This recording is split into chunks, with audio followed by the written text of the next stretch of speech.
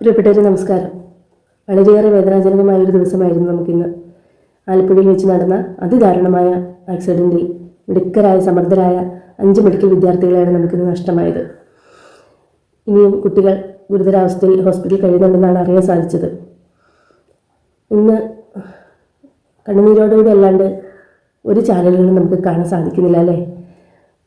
അത്രയധികം ഹൃദയവേദനയോടുകൂടിയാണ് അതിലെ ഓരോ ദൃശ്യങ്ങളും നമ്മൾ കണ്ടത്. നമുക്ക് മാനസികമായിട്ട് അവരോട് അടുപ്പമോ പരിചയമോ ഒന്നുമില്ലെങ്കിൽ കൂടി നമ്മുടെ വീട്ടിൽ ഒരു അംഗം നഷ്ടപ്പെട്ട ഒരു വേദനയാണ് നമുക്ക് ഓരോരുത്തർക്കും ഉണ്ടായത്.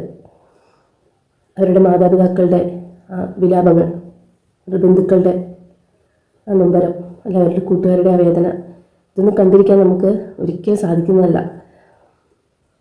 അത്രയേറെ നൊമ്പരമാണെന്ന് ഇന്നത്തെ മലയാളികളെ ഒന്നടങ്കം പിടിച്ചൊളിച്ചതെന്ന് പറയാം. ഒരു നിമിഷത്തെ പാകപ്പിഴവുണ്ട്, ഒരു നിമിഷത്തെ അശ്രദ്ധ കൊണ്ട് ഒരു വലിയ ദുരന്തമാണ് ഉണ്ടായത്. ഒരച്ഛനും അമ്മയും ജീവിച്ചിരിക്കുമ്പോൾ അവരുടെ മക്കൾ നഷ്ടപ്പെട്ടു എന്ന് പറയുന്നത് അതൊരിക്കലും താങ്ങാൻ പറ്റാവുന്ന അത്ര വേദന നൽകുന്ന ഒന്നാണ്.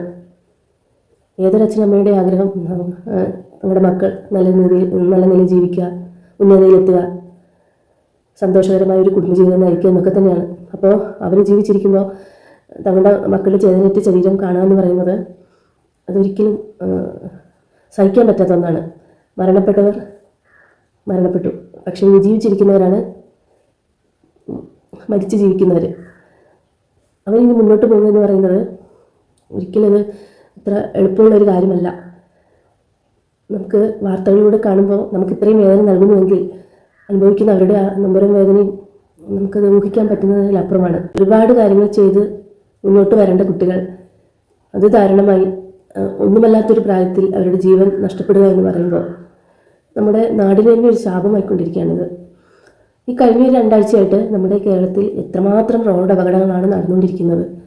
അടുത്ത് തന്നെ നാട്ടുകയിലുണ്ടായ ഒരു വലിയൊരു അപകടം, ഇന്നലെ തന്നെ ഒരുപാട് അപകടങ്ങൾ ഉണ്ടായിട്ടുണ്ട്, റിപ്പോർട്ട് ചെയ്തിട്ടുണ്ടല്ലോ. ബസ്സും കാറും കൂട്ടിയിടിക്കുകയും ബസ്സും തമ്മിൽ കൂട്ടിയിടിക്കുകയും അങ്ങനെ ഒരുപാട് പേർക്ക് ജീവൻ നഷ്ടപ്പെടുകയും ഗുരുതരാവസ്ഥയിലാവുകയൊക്കെ ചെയ്യുന്നുണ്ട്. നമ്മുടെ കാലാവസ്ഥ മോശമായിട്ട് തുടരുകയാണെങ്കിൽ പോലും നമ്മുടെ ചെറിയൊരു അശ്രദ്ധ കൊണ്ട് വരുന്ന ഒരു അപകടം അതുമായിട്ട് ബന്ധപ്പെട്ട എത്രയോ ജീവിതങ്ങളെയാണ് ബാധിക്കുന്നത്. നമ്മുടെ വാഹനമായിട്ട് നിരത്തിലിറങ്ങുമ്പോൾ നമ്മളിതൊന്നും ചിന്തിക്കുന്നില്ല. ഇന്ന് ഒരു 2 വീലറെങ്കിലും ഇല്ലാത്ത ഒരു വീടുകളുമില്ല അല്ലേ? അതുപോലെ നിരത്തുകളിൽ ഒരുപാട് വാഹനങ്ങളും. അപ്പോൾ കൂട്ടുകാരെല്ലാം കൂടെ കൂടുമ്പോൾ നമുക്ക് ഒരു പ്രത്യേക ഒരു ധൈര്യവും ആത്മവിശ്വാസമൊക്കെ ഉണ്ടായിരിക്കും. ഒരിക്കലും മക്കളെ കുറ്റം പറയുന്നതല്ല, പക്ഷേ അവരുടെ പ്രായം എന്തും ആസ്വദിക്കാനുള്ള ഒരു ആകാംക്ഷ എല്ലാം ശരി തന്നെയെങ്കിൽ പോലും ഒരാൾ ഒറ്റയ്ക്ക് നിൽക്കുമ്പോൾ ഉണ്ടാകുന്ന ധൈര്യത്തെക്കാൾ കൂടുതൽ ഒരു കൂട്ടം ആളുകൾ ഒന്നിച്ച് നിൽക്കുമ്പോൾ ഉണ്ടാകുന്ന ഒരു ധൈര്യവും ആത്മവിശ്വാസവും കൂടുതലായിരിക്കും. അപ്പോൾ ചെയ്യാൻ പാടില്ലാത്ത കാര്യങ്ങൾ ചെയ്യാനും അതിനൊക്കെ ഉള്ളൊരു ത്വരയുണ്ടാകും. ഒരിക്കലും കുഞ്ഞുങ്ങളെ കുറ്റം പറയുന്നതല്ല എങ്കിൽ പോലും നമ്മളൊരു വാഹനമായി നിരത്തിലേക്ക് ഇറങ്ങുമ്പോൾ നമ്മുടെ ചുറ്റുമുള്ള ആളുകളെക്കുറിച്ചും അല്ലെങ്കിൽ നമ്മളോടൊപ്പം ജീവിക്കുന്ന കുറച്ച് ആളുകളെക്കുറിച്ചും നമ്മളുമായിട്ട് ബന്ധപ്പെട്ട കുറച്ച് ആളുകളെക്കുറിച്ചും നമ്മളെതിരെ വരുന്ന ആളുകളെക്കുറിച്ചും എല്ലാം ചിന്തിക്കുകയാണെങ്കിൽ ഒട്ടുമിക്ക ആക്സിഡൻറ്റുകളും നടക്കില്ലായിരിക്കും.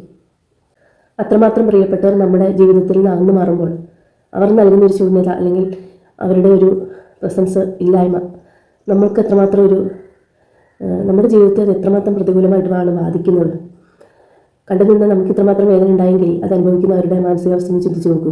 എവിടെയെങ്കിലും ഒരു ആക്സിഡൻറ്റ് നടന്നു എന്ന് പറയുമ്പോൾ എന്നെപ്പോലുള്ള ഓരോരുത്തരും വളരെ ഉത്കണ്ഠയോടുകൂടിയാണ് അത് നോക്കിക്കാണുന്നത്. കാരണം നമ്മുടെയൊക്കെ വീടുകളിൽ നിന്നും ഒരാളല്ലെങ്കിൽ 2 പേർ വാഹനമായിട്ട് പുറത്തേക്ക് പോയിട്ടുണ്ടാവും. ഞാൻ ഈ ലോറി അല്ലെങ്കിൽ ബസ്സൊക്കെ ആക്സിഡൻ്റ് ആകുമ്പോൾ ഒത്തിരി വേദനയോടെയാണ് നോക്കിക്കാണുന്നത്. കാരണം എൻ്റെ ഹസ്ബൻഡും ഹെവി വാഹനം ഓടിക്കുന്ന ഒരു ഡ്രൈവറാണ്. ഇങ്ങനത്തെ ചില ന്യൂസുകളെല്ലാം കാണുമ്പോൾ ഞാനിങ്ങനെ ഇടയ്ക്കെങ്കിലും പറയാറുണ്ട് സൂക്ഷിക്കണേ അല്ലെങ്കിൽ ശ്രദ്ധിക്കണേ എന്ന്. അപ്പോൾ അദ്ദേഹം പറയുന്ന കാര്യമുണ്ട്, ഞാൻ മാത്രം ശ്രദ്ധിച്ചാൽ പോരല്ലോ, എൻ്റെ ഓപ്പോസിറ്റ് വരുന്ന ആളെ ശ്രദ്ധിച്ചെങ്കിൽ മാത്രമല്ലേ അപകടം നടക്കാതിരിക്കുമെന്ന്. സത്യമാണത്. നമുക്കൊരു വാഹനം കൈ കിട്ടുമ്പോൾ നമുക്കൊരു പ്രത്യേക ഒരു ധൈര്യമാണ്. എനിക്ക് നല്ലോണം ഡ്രൈവ് ചെയ്യാൻ അറിയാം, അല്ലെങ്കിൽ നമുക്കൊരു മത്സരബുദ്ധി ഉണ്ടാവും. മുമ്പിൽ ഉള്ള വാഹനത്തെ കടന്നു പോകണം അല്ലേ? ഇന്നത്തെ ചെറിയ തലമുറയിൽപ്പെട്ട ആളുകളുടെ ഏറ്റവും വലിയ ചിന്താഗതിയാണത്. അവർക്ക് ഒന്നാമതെത്തണമെന്നുള്ളത്. അപ്പോൾ എതിരെ വരുന്നവർക്കൊരു കുടുംബമുണ്ട്, അല്ലെങ്കിൽ അവർക്ക് വീട്ടിൽ കാത്തിരിക്കുന്ന അമ്മയുണ്ട്, ഭാര്യയുണ്ട്, കുഞ്ഞുങ്ങളുണ്ടെന്നൊക്കെ ചിന്തിക്കുകയാണെങ്കിൽ നമ്മൾ ഏറ്റവും നല്ല രീതിയിൽ വാഹനം ഓടിക്കുകയുള്ളൂ. ഇതുകൊണ്ടൊരു അപകടം ഉണ്ടായി കഴിയുമ്പോൾ അതൊരു സെൻസേഷണൽ ന്യൂസ് ആവുന്നു, കുറച്ച് ആളുകൾ കാണുന്നു, അല്ലെങ്കിൽ കുറേ കമൻറ്റുകൾ വരുന്നു. അതിനേക്കാൾ ഉപരിയായിട്ട് അവരുടെ കുടുംബം അനുഭവിക്കുന്ന ഒരു മാനസികാവസ്ഥ, അതൊരിക്കലും ഈ ന്യൂസ് ഒരു ഒരാഴ്ച നിലനിൽക്കുമെങ്കിലും അവരുടെ ആ വേദന അല്ലെങ്കിൽ അവരുടെ മുന്നോട്ടുള്ള ജീവിതം അത് ചോദ്യചിഹ്നമാണ്. ശരിയായിട്ട് തന്നെ ഒരു നല്ല രീതിയിൽ തന്നെ നമ്മുടെ റോഡുകളിൽ കൂടെ വാഹനം ഓടിക്കാൻ കഴിയുന്നില്ല ഇന്നത്തെ കാലത്ത്. ഒരു 60% ഡ്രൈവിങ്ങും അത്ര സുരക്ഷിതമായിട്ടല്ല നടക്കുന്നത്. അതിൻ്റോടുകൂടി മദ്യപിച്ചും മറ്റു മയക്കുമരുന്ന് ഉപയോഗിച്ചിട്ടുമുള്ള റാഷ് ഡ്രൈവിംഗ് വേറെയും.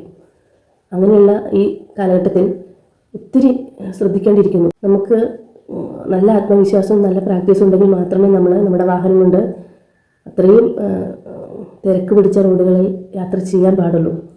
നമ്മുടെ ചെറിയൊരു പാകപ്പിഴ കൊണ്ട് ഒരു വലിയ സമൂഹത്തിനായിരിക്കും ബുദ്ധിമുട്ടുണ്ടാവുക. അപ്പോൾ എല്ലാവരും വാഹനമായിട്ട് നിരത്തിലേക്ക് ഇറങ്ങുമ്പോൾ വീട്ടിലിരിക്കുന്നവരെ കുറിച്ച് ഒരു നിമിഷമെങ്കിലും ചിന്തിക്കുക. നമ്മൾ പലർക്കും ജീവിക്കാൻ പ്രചോദനവും ജീവിക്കാൻ കാരണവുമാവുന്നുണ്ട്. അപ്പോൾ അതെപ്പോഴും നമ്മുടെ മനസ്സിലുണ്ടായിരിക്കണം. ഈ മാധ്യമങ്ങളിൽ കാണുന്ന വിലാപങ്ങളും വേദനകളും ഒന്നും ഒരിക്കലും കണ്ടുകൊണ്ടിരിക്കാൻ നമുക്കാവില്ല. അപ്പം അങ്ങനെയുള്ള ഒരു വാർത്തയായിട്ട് നമ്മൾ ആരെയും മാറ്റാതിരിക്കുക. നമ്മുടെ ആളുകളെ, നമ്മുടെ ബന്ധുക്കാരെ, നമ്മുടെ സ്വന്തക്കാരെ അങ്ങനെയുള്ളൊരു വാർത്തയുടെ ഭാഗമാകാൻ അനുവദിക്കാതിരിക്കുക. നമ്മളെപ്പോഴും നല്ല സേഫായിട്ടും സുരക്ഷിതത്തോടു കൂടിയും ശ്രദ്ധയോടും കൂടി വാഹനം ഓടിക്കുക.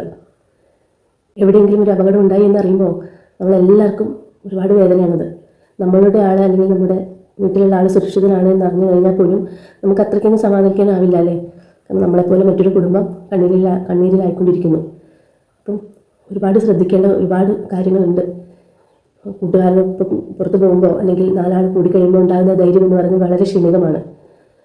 നമ്മൾ ഒരു നിമിഷത്തെ അശ്രദ്ധ കൊണ്ട് അല്ലെങ്കിൽ ഒരു നിമിഷത്തെ ഓവർ കോൺഫിഡൻസ് കൊണ്ട് നമുക്കൊരു വലിയൊരു ദുരന്തത്തിലേക്കായിരിക്കും നമ്മൾ എത്തിച്ചേരുക. അപ്പോൾ എല്ലാവരും വളരെ സേഫായിട്ട് നല്ല സുരക്ഷിതമായിട്ട് വാഹനങ്ങൾ ഓടിക്കുക. നമ്മൾ കാരണം നമ്മുടെ ജീവിതവും മറ്റൊരാളുടെ ജീവിതവും അപകടപ്പെടുത്താതിരിക്കുക. അത്രയേ ഉള്ളൂ.